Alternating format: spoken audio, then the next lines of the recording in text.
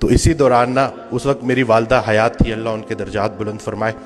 तो बड़ी दुआ कर रही थी, मैं एक ही बेटा हूँ। तो आगे सरकार की ऑडियो में एक फिक्रा आया कि अगर अच्छा उस्ताद मिल जाए तो माँ को ना छोड़ देना, माँ की दुआ से ही तो अच्छा उस्ताद मिलता। तो ये आजकल एक वीडियो बड़ी शेयर हो रही है कि किसी ने हज़रत वासिफ़ अली वासिफ़ रहमतुल्लाह अलैह से पूछा कि अल्लाह का जलवा क्या होता है, तो इरशाद फरमाया, माँ के लिए बेटे का चेहरा अल्लाह का जलवा होता है। वालदा काफ़ी अलील थी, काफ़ी बीमार थी, तो मैं जब आया तो काफ़ी लागर थी। उन्होंने मेरी आवाज़ सुनी तो उठ खड़ी हुई। तो मैंने अपनी निगाहों से देखा है कि बेटे का चेहरा माँ के लिए अल्लाह का जलवा होता है। एक और जगह इरशाद फरमाते हैं, जब आम अल्फाज ख़ास मानी देना शुरू कर दे, समझो अल्लाह का जलवा आता होगे।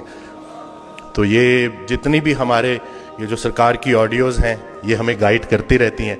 रोज़मर्रा की ज़िंदगी हो, प्रोफेशनल लाइफ से जुड़ी कोई